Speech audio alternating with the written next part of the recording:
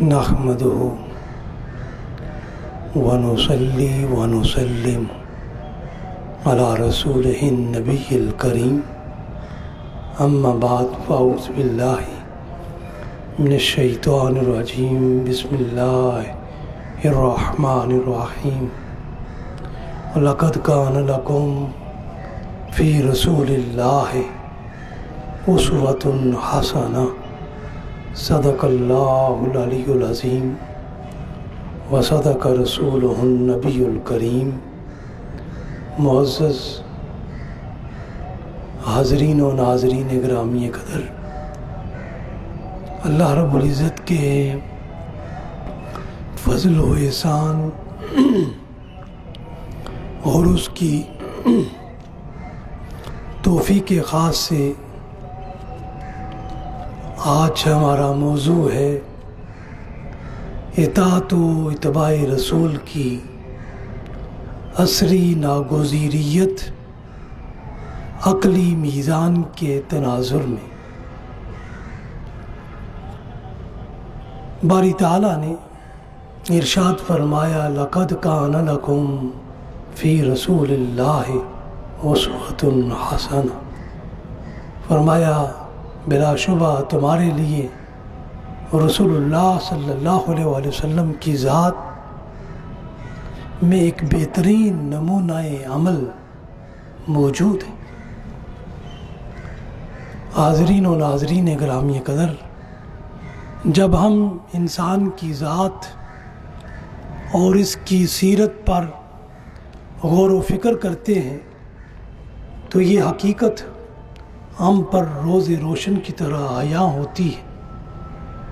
کہ ہر انسان کی سیرت کو ایک کامل اکمل سیرت کی ضرورت ہے، جس کی پیروی اور اتباع سے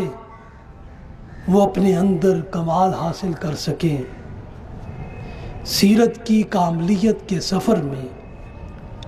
جب ہم اپنے دائیں بائیں تلاش و جستجو کا عمل شروع کرتے ہیں تو ہم دیکھتے ہیں کہ یہ دنیا عجب رنگا رنگی سے معمور ہے۔ اس کائنات میں ہر قسم کی مخلوقات بستی ہیں اور ان سب نے حسب حال احساس،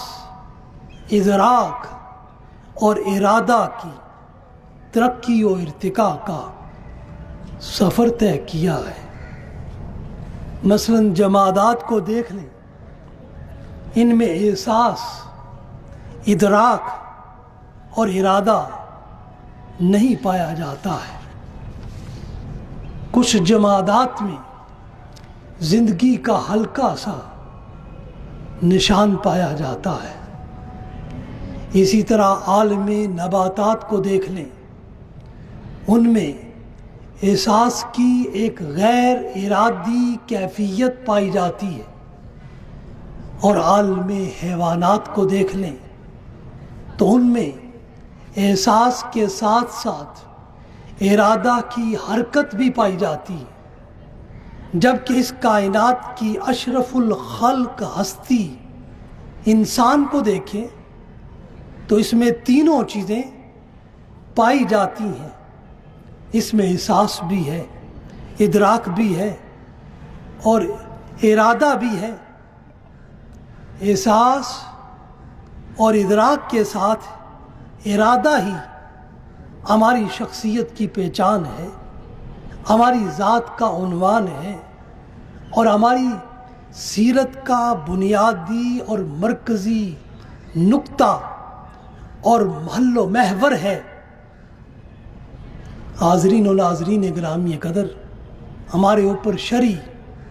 مکلف کی ذمہ داری ہمارے ارادے ہی کی وجہ سے جاری و ساری ہے۔ جس مخلوق میں جس قدر ارادہ پایا جاتا ہے اسی قدر اس کے فرائض بھی زیادہ ہیں، اور جس میں جس قدر ارادے کی کمی ہے وہاں فرائض بھی اسی قدر کم ہیں، تھوڑے ہیں،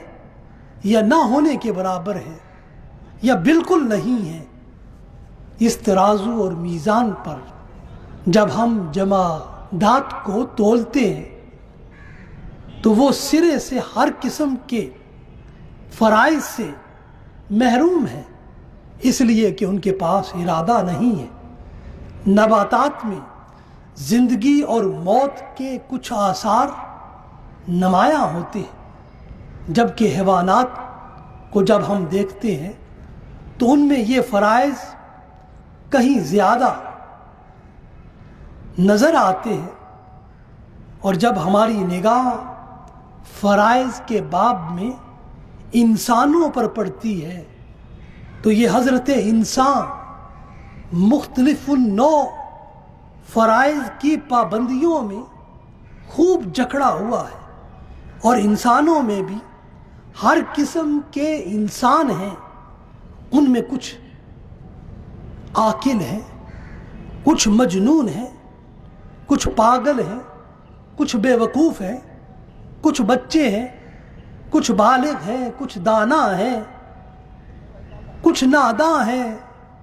کچھ ہوشیار ہیں، کچھ عالم ہیں، کچھ جاہل ہیں، اور ان میں سے ہر کوئی اپنے احساس کی بنا پر اور اپنے ادراک کے سبب اور اپنے ارادے کی وسعت اور قلت کی بنا پر اور اپنے ارادے کی کمی اور پیشی کے باعث اپنے اپنے فرائض کی مقدار میں کچھ انسان اپنے فرائض میں کمی رکھتے ہیں، کچھ فرائض کی زیادتی رکھتے ہیں، اور کچھ فرائض کے انبار اپنے ذمے رکھتے ہیں۔ اسی طرح ہم دیکھتے ہیں جس مخلوق میں احساس، ادراک اور ارادے کی کمی پائی جاتی ہے، فطرت اور قدرت الہیہ اس پر اسی قدر مہربان ہوتی چلی جاتی ہے، اور اس کی پرورش اور اس کی نشو و نما کا بوجھ فطرت و قدرت اپنے اوپر اٹھا لیتی ہے۔ فطرت یہ بوجھ ہر کسی پر اس کے ادراک اور اس کے احساس کے مطابق ہی ڈالتی ہے۔ ہم پہاڑوں کے لالو گوہر کی پرورش کو اپنے سامنے دیکھتے ہیں، اسی طرح مچھلیوں کی افزائش کو دیکھتے ہیں، سمندروں میں پلنے والی اور جنگلوں کے جانوروں کی پرداخت پر نظر کرتے ہیں، حیوانات کو ہم دیکھتے ہیں بیماری کی حالت میں، سردی اور گرمی کی حالت میں نظر کرتے ہیں ان پر۔ اسی طرح آب و ہوا کی بنا پر جنگلی جانوروں اور صحرائی جانوروں کی ضروریات کو دیکھتے ہیں کہ وہ مختلف ہو جاتی ہیں۔ کون ہے وہ ذات جو سب کی ضروریات کی کفالت کرتی ہے اور ہر کسی کو جینے کی ضمانت اور اسباب عطا کر رہی ہے، اور سب کے لیے وہ حاجت روا ہے؟ یقیناً وہ ذات الہی ہے، وحدت کی شان رکھنے والی وہ اللہ احد کی ذات ہے، اللہ الصمد کی بے نیاز ہستی ہے۔ حاضرین و ناظرین گرامی قدر، اب تک ہم نے یہ جانا ہے کہ جہاں جہاں احساس، ادراک اور ارادے کی کمی ہے، وہاں قدرت اپنی خلق کی مدد کرتی ہوئی نظر آتی ہے، اور جہاں جہاں احساس، ادراک اور ارادہ مضبوط ہے، وہاں فطرت اور قدرت منفیت کی ساری استعدادیں ان تینوں قوتوں، احساس، ادراک اور ارادے کے سپرد کر کے خود کو اس خلق سے کچھ الگ کر لیتی ہے۔ یوں انسان ان تینوں ظاہری اسباب پر زیادہ بھروسہ کرنے لگتا ہے، یہی وجہ ہے کہ یہ تینوں قوتیں ساری خلق میں سب سے زیادہ احساس بھی، ادراک بھی، ارادہ بھی، یہ تینوں قوتیں انسان میں بہت زیادہ پائی جاتی ہیں، اور اس انسان کو اپنی روزی اسی بنا پر خود کمانا پڑتی ہے، اور اس کو اپنی زمین کو خود کاشت کرنا پڑتا ہے، پھل اور میوے اسے لگانا پڑتے ہیں، اس کو سردی اور گرمی سے خود ہی بچانا پڑتا ہے، اور اس مقصد کے لیے موسم کے مطابق وہ لباس کا استعمال کرتا ہے، اپنی بیماریوں اور اپنے زخموں کا علاج اسے خود کرانا پڑتا ہے۔ اس کے برعکس جہاں احساس، ادراک اور ارادہ جس خلق میں کمزور ہے، وہاں دشمن سے بچانے کے لیے اور زندگی کی حفاظت کے لیے قدرت نے اس خلق کے لیے خصوصی انتظام کیا ہوا ہے۔ جیسے کسی جانور کو اپنی حفاظت کے لیے تیز پنجے عطا کیے ہیں، کسی کو نکیلے دانت عطا کیے ہیں، کسی کو سینگ دیے ہیں، کسی کو اڑنا سکھایا ہے، کسی کو تیرنا سکھایا ہے، کسی کو تیز دوڑنے کی قوت دی ہے، کسی کو ڈنگ مارنے کی صلاحیت دی ہے، کسی کے دانتوں میں زہر رکھا ہے۔ غرضے کے مختلف آلات اور اسلحہ سے فطرت نے ان کو از خود مسلح کر دیا ہے۔ اس کے برعکس بہت زیادہ احساس، ادراک اور ارادہ رکھنے والے غریب انسان کو دیکھو، اس کے پاس اپنے بچاؤ کے لیے نہ ہاتھی جیسے بڑے بڑے دانت ہیں، نہ سونڈ ہے، نہ شیر جیسے نکیلے دانت ہیں، نہ پنجے ہیں، نہ بیلوں کے سینگ ہیں، اور نہ کتوں اور نہ ہی سانپ جیسا اس کے پاس زہر ہے، نہ بچھو اور بڑھ کے ڈنگ ہیں، مگر ان سب کے مقابلے میں انسان ہر طرح سے نہتا ہے، غیر مسلح ہے۔ دوسری جانب اس انسان کے لیے یہ ہے کہ اس کو احساس، ادراک اور ارادے کی زبردست قوتیں عطا کی گئی ہیں، اور اس کی یہی خصوصی قوتیں اس کی ہر نوع کی ظاہری کمزوریوں کو دور کرتی ہیں، ان کی تلافی کرتی ہیں، اور وہ انسان ان جانوروں کے مقابل بظاہر کمزور ہو کر اپنی مانوی قوتوں کی وجہ سے بڑا ہی طاقتور ہے۔ وہ اپنی انہی مانوی طاقتوں کے بل بوتے پر بڑے بڑے دانتوں اور سونڈ والے ہاتھیوں کو زیر کر لیتا ہے، تیز پنجے اور بڑے بڑے جبڑے والے شیروں کو چیر ڈالتا ہے اور مار ڈالتا ہے، خوفناک اور زہریلے سانپوں کو یہ انسان پکڑ لیتا ہے، پرندوں کو گرفتار کر لیتا ہے، اپنے قبضے میں لے لیتا ہے، پانی کے جانوروں کو جال کے ذریعے گرفت میں لے لیتا ہے، اور اپنے بچاؤ کے لیے سینکڑوں قسم کے یہ انسان ہتھیار تیار کرتا ہے، طرح طرح کا اسلحہ بناتا ہے، ہر نوع کا سامان حرب تیار کرتا ہے۔ انسان کی تمام تر ذمہ داریوں کا اصلی سبب اس کا احساس ہے، اس کا ادراک ہے اور قوت ارادہ ہے۔ ایک انسان پر بحیثیت مسلمان شرعی ذمہ داریوں کی وجہ اس کا اندرونی اور بیرونی طوائے نفس کا حامل ہونا ہے۔ اس لیے باری تعالیٰ قرآن میں انسان کو مکلف اور ذمہ دار ٹھہراتے ہوئے ارشاد فرماتا ہے، لا یکلف نفسا الا وسعها، اللہ کسی بھی نفس کو اس کی صلاحیت کے مطابق ہی ذمہ دار بناتا ہے اور اسے تکلیف دیتا ہے۔ حاضرین و ناظرین گرامی قدر، انسان کو احساس، ادراک اور ارادہ کی وجہ ہی سے اس کائنات میں امانت الہیہ کی ذمہ داری دی گئی ہے، اور اس ذمہ داری امانت الہیہ کو ہر مخلوق نے اٹھانے اور لینے سے انکار کر دیا تھا۔ قرآن بیان کرتا ہے سورہ الاحزاب کی آیت نمبر 72 میں، فرمایا اِنَّا عَرَضْنَا الْأَمَانَةَ عَلَى السَّمَاوَاتِ وَالْأَرْضِ وَالْجِبَالِ فَأَبَيْنَ أَنْ يَحْمِلْنَا وَأَشْفَقْنَ مِنْهَا وَحَمَلَ الْإِنسَانُ إِنَّهُ كَانَ ظَلُومًا جَهُولًا۔ ہم نے آسمانوں اور زمین اور پہاڑوں پر اس امانت کو پیش کیا تو انہوں نے فطرتی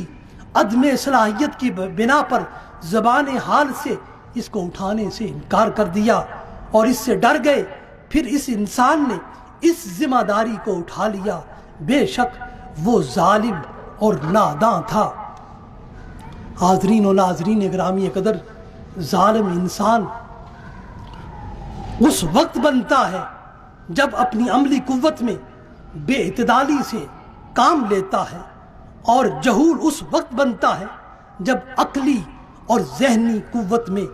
بد انتظامی سے کام لیتا ہے۔ ظلم کا مقابل عادل ہے اور جہول کا مقابل عالم ہے۔ علم اور عدل کو حاصل کرنے کے لیے انسان کو عملی قوت اور ذہنی قوت میں اعتدال لانا پڑتا ہے، اور یہی علم میں اعتدال ایمان کو جنم دیتا ہے، اور عدل میں اعتدال عمل صالح کو فروغ دیتا ہے۔ اس لیے باری تعالیٰ نے ارشاد فرمایا والعصر ان الانسان لفی خسر الا الذین آمنوا وعملوا الصالحات، فرمایا زمانے کی قسم، بے شک انسان خسارے میں ہے لیکن وہ لوگ جو ایمان لائے اور نیک عمل کرتے رہے۔ یہ نقصان اور خسارہ کیسے ہوتا ہے؟ ظلم عملی کی وجہ سے ہوتا ہے، اور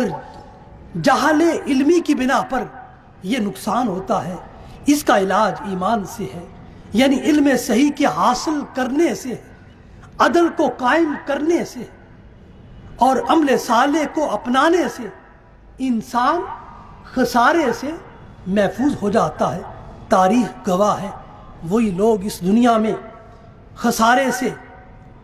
محفوظ رہے ہیں جنہوں نے اپنے ایمان کو پختہ کیا ہے، جنہوں نے عمل صالح کو اپنایا ہے۔ جو ایمان سے محروم رہے، عمل صالح سے محروم رہے، وہی نقصان والے ٹھہرے۔ حاضرین و ناظرین گرامی قدر، دنیا کی کل حقیقت دو لفظوں کے گرد گھومتی ہے، ایک طرف ظلم، جہل، شر اور تاریکی ہے، تو دوسری طرف عدل، عمل صالح، خیر اور نور ہے۔ جن افراد نے پہلے راستے کا انتخاب کیا ہے وہ خسارے اور نقصان میں ہیں،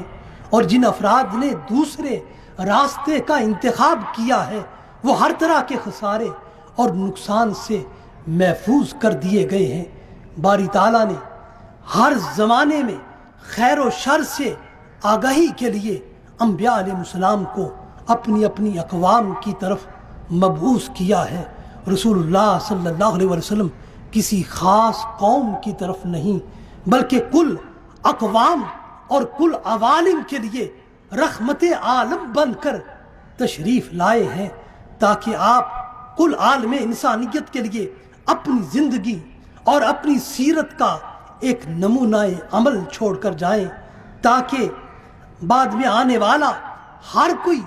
آپ کی سیرت اور عمل کی پیروی اور اطاعت، آپ کی اطاعت کرتا ہوا نظر آئے۔ اس لیے رسول اللہ صلی اللہ علیہ وسلم نے اسلام کی حقانیت اور صداقت پر بطور دلیل اپنی سیرت مقدسہ کو پیش کیا ہے۔ قرآن اس حقیقت کو یوں بیان کرتا ہے فَقَدْ لَبِثْتُ فِيكُمْ عُمُرًا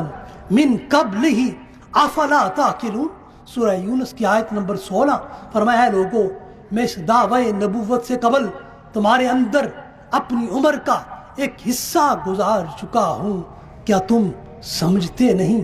اس آیہ کریمہ کے ذریعے رسول اللہ صلی اللہ علیہ وسلم نے اپنی زندگی اور اپنی سیرت کو اسلام کی حقانیت اور صداقت کے طور پر پیش کیا ہے، اگر کسی کو فرمایا میری زندگی اور میری سیرت پر اعتراض ہے تو اس کو اسلام کی دعوت قبول کرنے سے اعراض کر لینا چاہیے۔ باصورت دیگر قبولیت اسلام کے لیے بلا خوف و خطر اس کو آگے بڑھنا چاہیے۔ ہم اس دنیا میں لاکھوں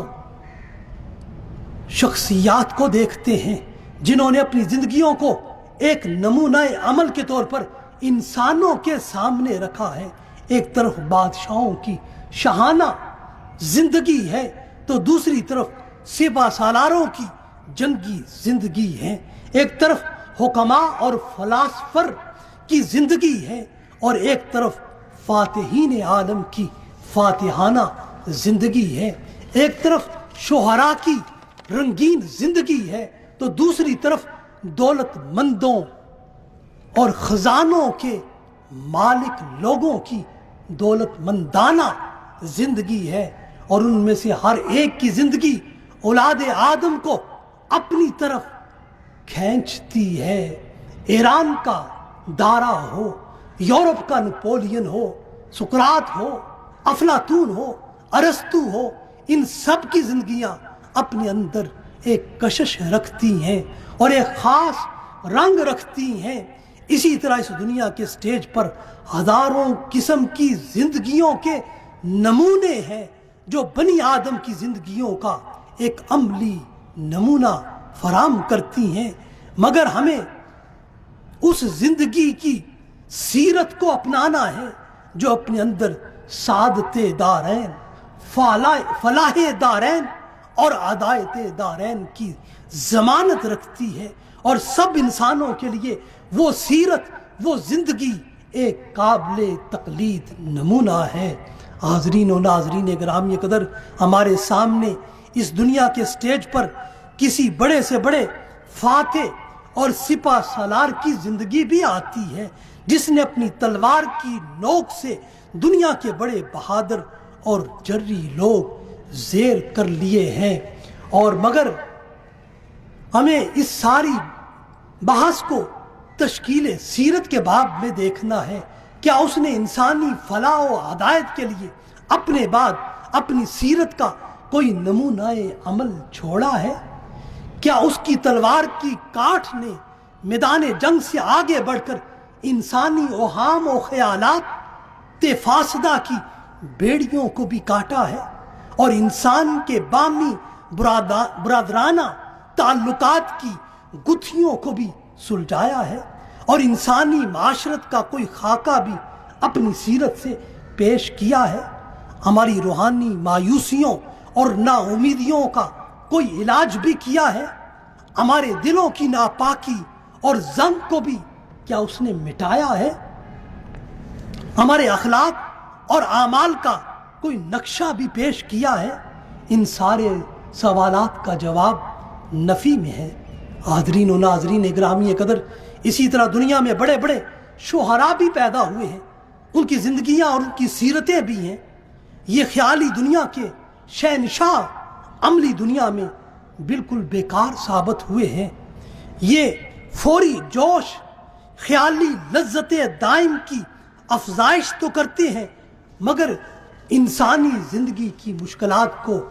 دور کرنے کا کوئی صحیح مشورہ نہیں دیتے ہیں، کیونکہ ان کی شرعی زبانوں کے پیچھے کوئی حسن عمل کا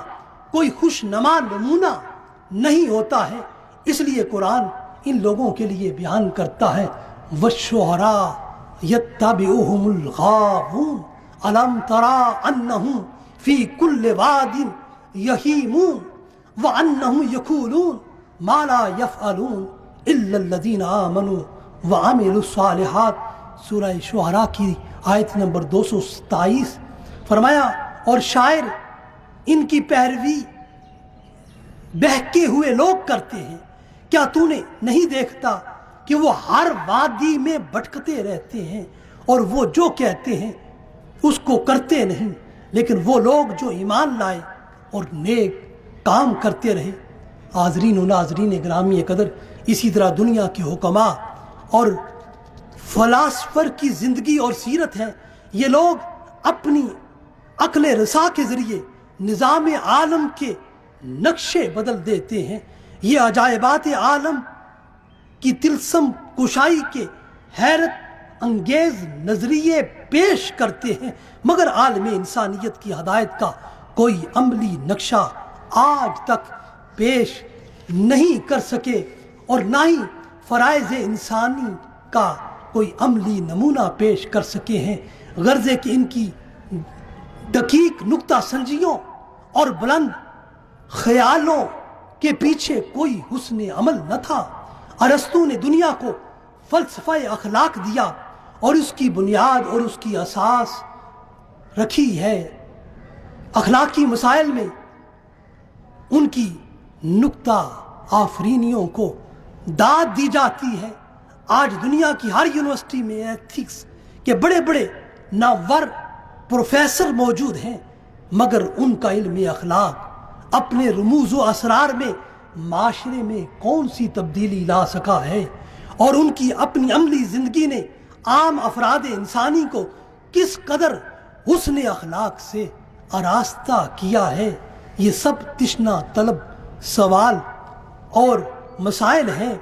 حاضرین و ناظرین گرامی قدر، اسی طرح دنیا کے سٹیج پر بڑے بڑے بادشاہ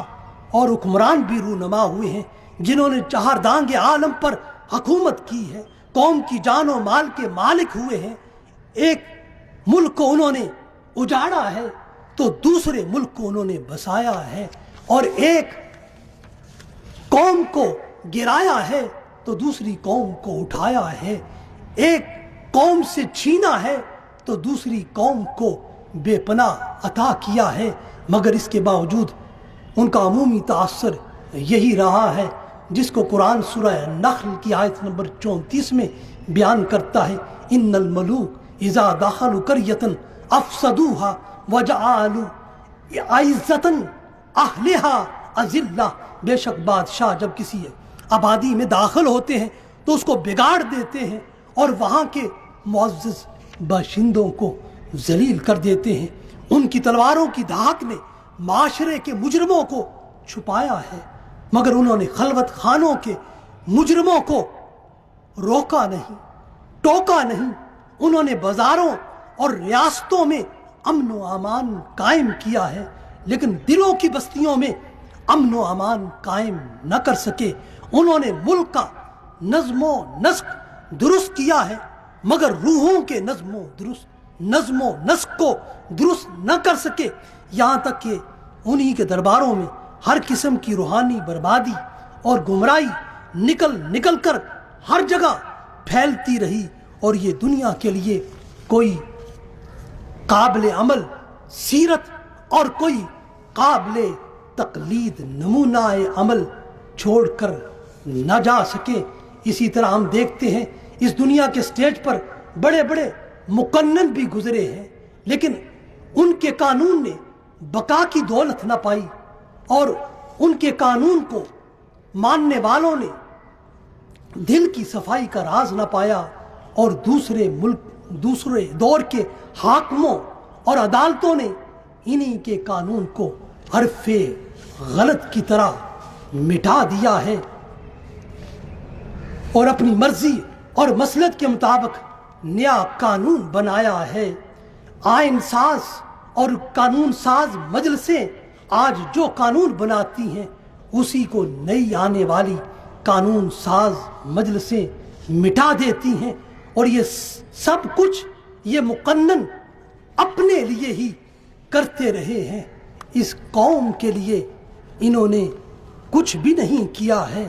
حاضرین و ناظرین گرامی قدر، باری تعالیٰ نے اسی طرح انسانوں کے اندر ہر دور کے اندر ایک طبقہ انبیاء و رسل کا بھی بھیجا ہے۔ انبیاء و رسل کی سیرت کی پیروی میں انسانوں کی نجات اور کامیابی ہے، اس لیے کہ ان کی سیرتوں کو اپنی سیرت بنانے کا حکم دیتے ہوئے ارشاد فرمایا، اولئک الذین ھدی اللہ فبہداہم مقتدی۔ یہی لوگ ہیں جن کو اللہ نے ہدایت دی ہے، تو تو بھی انہی کی ہدایت کی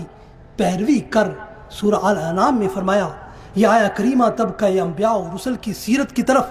تمام انسانوں کو متوجہ کرتی ہے کہ ان کی پیروی اور تقلید میں ہماری روحانی بیماریوں کا علاج ہے، ہماری اخلاقی کمزوریوں کا درما ہے اور ہماری دنیاوی مشکلات کا خاتمہ ہے۔ اس طبقہ انبیاء نے انسانی آبادیوں میں ہدایت و رہنمائی کے چراغ روشن کیے ہیں۔ آج انسان کے دامن میں فلاح سعادت انہی کی وجہ سے ہے، انسان کے پاس اعلیٰ اخلاق انہی کے دم قدم سے ہیں، اور انسانی وجودوں میں نیک اعمال کی بہاریں انہی پاکیزہ نفوس کی وجہ سے ہیں۔ حتیٰ کہ انسانوں کی بہترین حیات اور اعلیٰ سیرت اور تمام انسانوں میں انسانیت انہی کی سیرت کی پیروی کی وجہ سے ہے، اور ان کے ساتھ دلی وابستگی سے دماغوں کا سکون اور دلوں کا چین ہے، اور ان کی سیرت ہی وہ روشن نقوش پا چھوڑ کر گئی ہے جس کی پیروی میں دنیا و آخرت کی نجات ہے۔ حاضرین و ناظرین گرامی قدر، انسانیت آج حضرت نوح علیہ السلام سے جوش تبلیغ پا رہی ہے، حضرت ابراہیم علیہ السلام سے ولولہ توحید کی روشنی پا رہی ہے، حضرت اسحاق علیہ السلام سے وراثت پدری کا فیض پا رہی ہے، حضرت اسماعیل علیہ السلام سے ایثار کا جذبہ پا رہی ہے، حضرت موسیٰ علیہ السلام سے سی و کاوش کا مسلسل سبق سیکھ رہی ہے، حضرت ہارون علیہ السلام سے رفاقت حق کی دلیل پا رہی ہے، حضرت یعقوب علیہ السلام سے تسلیم و رضا کا ہنر سیکھ رہی ہے، حضرت داؤد علیہ السلام سے خوش مزاجی کا خلق جان رہی ہے، حضرت سلیمان علیہ السلام سے عالم کی سرداری اور حکومت سازی کا فن سیکھ رہی ہے، حضرت زکریا علیہ السلام سے طریق عبادت کی معرفت جان رہی ہے، حضرت یحییٰ علیہ السلام سے عفت و پاک دامنی کے راز معلوم کر رہی ہے، حضرت یونس علیہ السلام سے اعتراف قصور کا حوصلہ پا رہی ہے، حضرت لوط علیہ السلام سے جاں فشانی کا جذبہ لے رہی ہے، اور حضرت ایوب علیہ السلام سے صبر، برداشت، تحمل اور بردباری کا خلق سیکھ رہی ہے، اور حضرت عیسیٰ علیہ السلام سے زہد کے اسرار جان رہی ہے، اور خود سید المرسلین امام الانبیاء حضرت محمد مصطفیٰ صلی اللہ علیہ وسلم سے انسانی وجود میں انسانیت کی کل معراج کو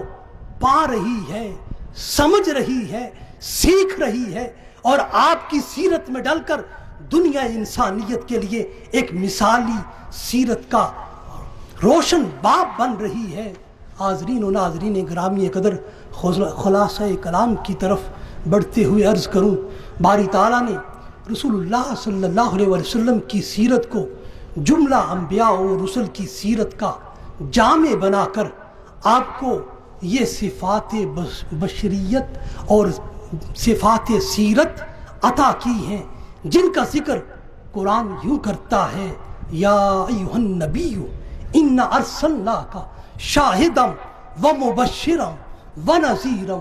وداعیا الی اللہ باذنہ وسراجا منیرا۔ حاضرین و ناظرین گرامی قدر،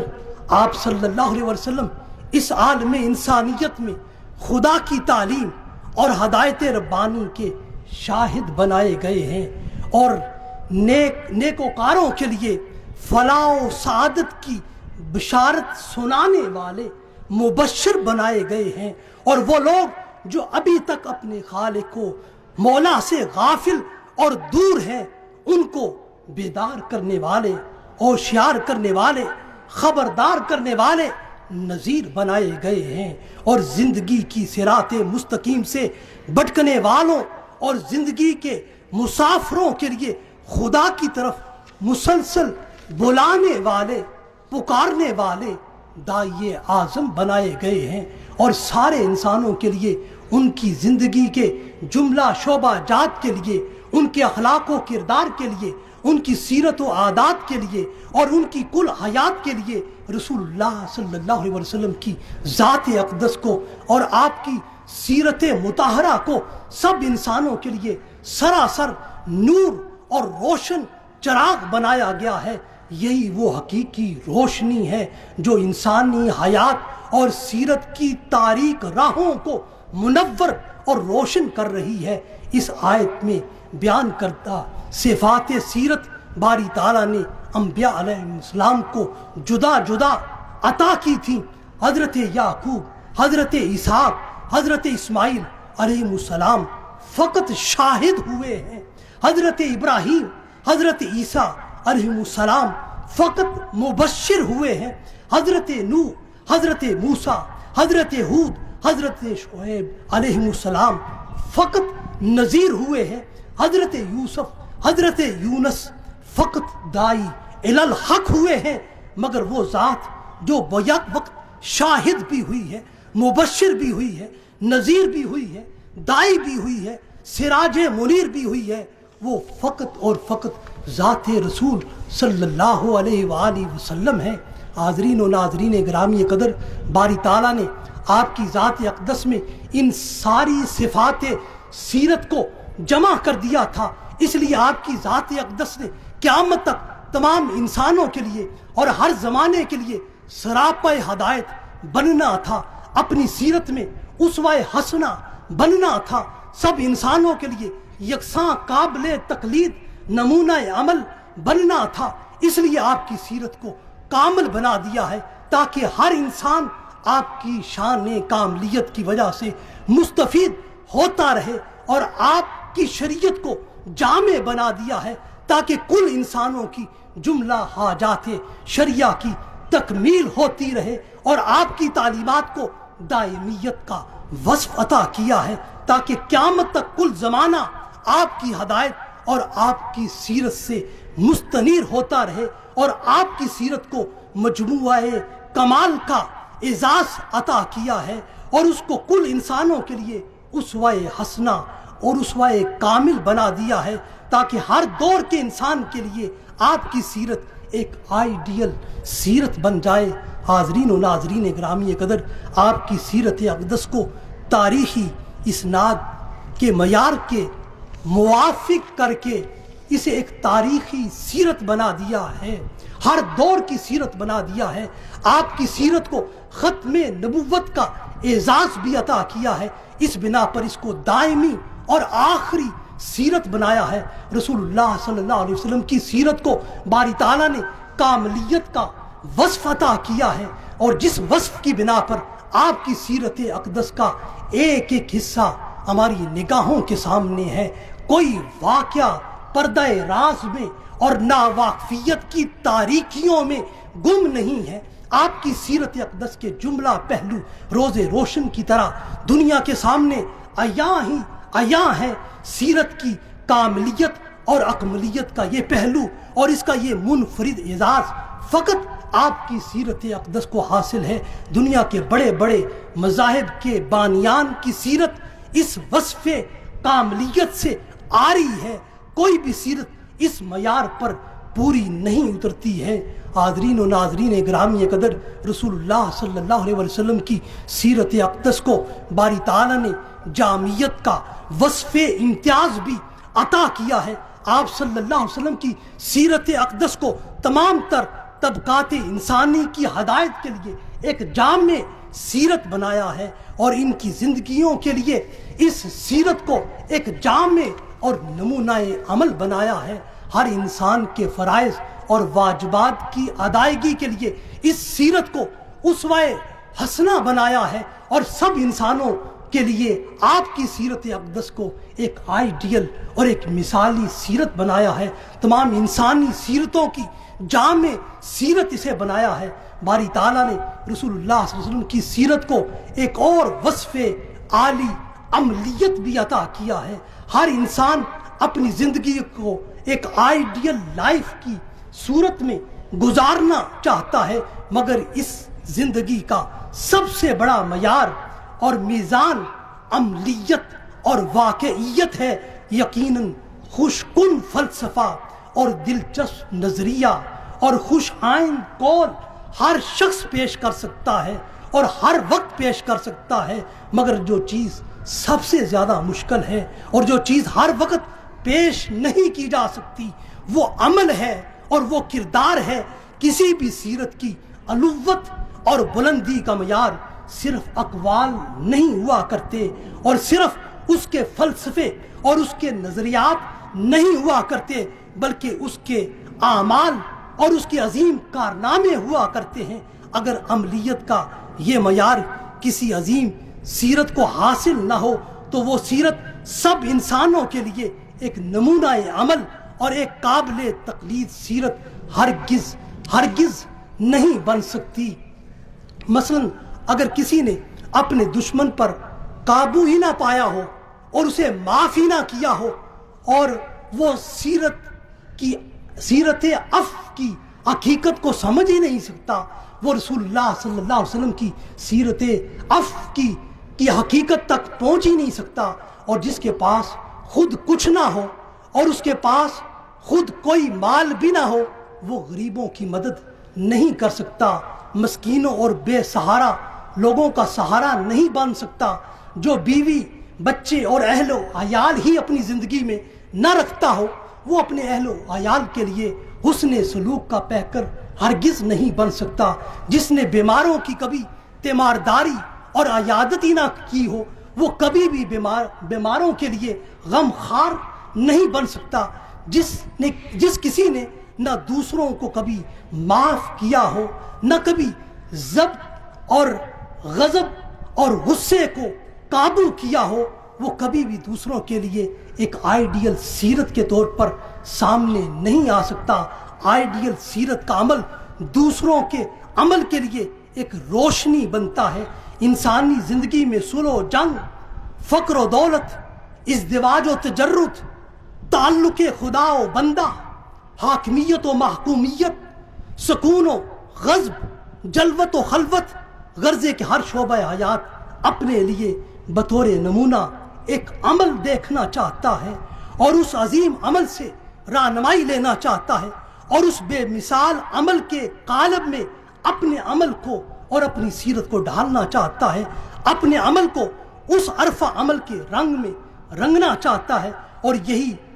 اس سیرت کی عملیت ہے اور یہی اس سیرت کی واقعیت ہے اور یہی اس سیرت کی مثالیت ہے اور یہی اس سیرت کی تقلیدیت ہے اور یہی اس سیرت کی اتباعیت ہے اور یہی اس سیرت کی تاریخیت اور جامعیت، کاملیت اور عملی اس کی مظہریت ہے۔ سیرت النبی کے یہی وہ امتیازات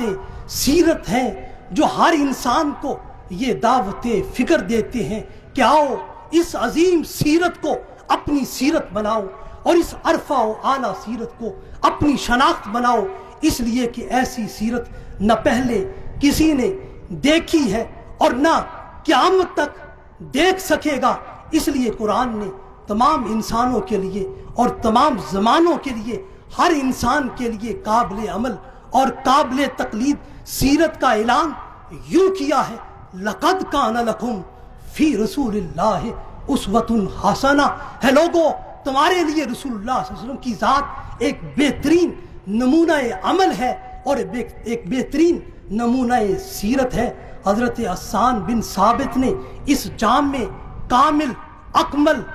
اعلیٰ، قابل عمل اور قابل تقلید سیرت کی طرف اشارہ کرتے ہوئے اور آپ کی عظیم سیرت کو خراج تحسین پیش کرتے ہوئے یوں عرض کیا، وَأَحْسَنَ مِنْكَ لَمْ تَرَ قَطُّ عَيْنِي وَأَجْمَلَ مِنْكَ لَمْ تَلِدِ النِّسَاءُ خُلِقْتَ مُبَرَّأً مِنْ كُلِّ عَيْبٍ كَأَنَّكَ قَدْ خُلِقْتَ كَمَا تَشَاءُ خُلِقْتَ مُبَرَّأً مِنْ كُلِّ عَيْبٍ كَأَنَّكَ قَدْ خُلِقْتَ كَمَا تَشَاءُ وَآخِرُ دَعْوَانَا أَنِ الْحَمْدُ لِلَّهِ۔